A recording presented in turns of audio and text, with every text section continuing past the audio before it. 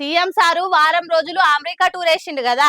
తెలంగాణకు పెట్టుబడులు పట్టుకొచ్చుడే లక్ష్యంగా మంత్రులను పెద్ద ఆఫీసర్లను ఎంబడేసుకొని అమెరికా గడప దొక్కిండు సీఎం సారు.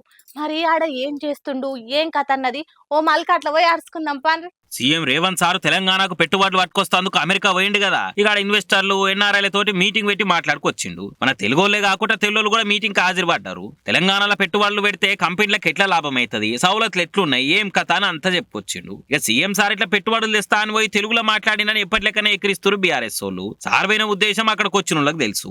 పెట్టుబడులు పెడతామని వచ్చిన వాళ్ళతో మాట్లాడేందుకు ఇంగ్లీష్ వచ్చిన ఐఏఎస్లు ఉన్నారు. ఎన్ని కంపెనీలను తెచ్చినాము, ఎంత పెట్టుబడులు పట్టుకొచ్చినాం అన్నది మ్యాటర్ గానీ తెలుగులో మాట్లాడినామా హిందీలో మాట్లాడినామా అన్నది ముఖ్యం కాదు అని కాంగ్రెస్ వాళ్ళు బీఆర్ఎస్ వాళ్ళు ట్రోలింగ్ ను తిప్పి కొడుతున్నారు. అటు సీఎం సార్ మన అసెంబ్లీలో అన్నట్టు కడ్డాయర్ల అమ్మే దుకాణంలో సేల్స్ మెన్ కూడా మంచి ఇంగ్లీష్ మాట్లాడతాడు. హోటల్లో వెయిటర్లు కూడా ఇంగ్లీష్ మాట్లాడతాడు. మేము చిన్నప్పటి సంది సర్కార్ బలాల చదివి పెరిగిన వాళ్ళము, కార్పొరేట్ బలాల చదివిన వాళ్ళం కాదు అనే మాటని యాద్ చేస్తున్నారు. బీఆర్ఎస్ సోషల్ మీడియా పేజీలేమో సార్ ఇంగ్లీష్ మీద ట్రోల్ చేస్తుంటే కేటీఆర్ సార్ ఏమో సీఎం సార్ కు సీఎం సార్ టీమ్ కు ఆల్ ది బెస్ట్ చెప్పిండు. మీరంతా మంచిగా అందరిని కలిసి తెలంగాణకు మంచి కంపెనీలను పట్టుకురావాలని ఆకాంక్షిస్తున్నాను అనుకొచ్చిండు. మన దగ్గర ఉన్న సౌలతుల గురించి చెప్పుర్రి, మానవ వనరులకు డోగా లేదని చెప్పుర్రి, పర్మిషన్ అల్కకు వస్తాయని చెప్పి కంపెనీలను పట్టుకరారి అని సలాలే పట్టిండు. ఇక అది చూసి పదవులు లేకున్నా కానీ రామన్నకైతే పెట్టుబడులు దేవాలే, కంపెనీలు రావాలనే ఆరాటమే ఉంటుందని బీఆర్ఎస్ వాళ్ళు మురిస్తే సీఎం సార్ ను ఎన్ఆర్ఐలు ఎదుర్కొని ర్యాలీలు తీసుడు, సెల్ఫీల కోసం మెగబడు చూసి కాంగ్రెస్ వాళ్ళు మురుస్తున్నారు.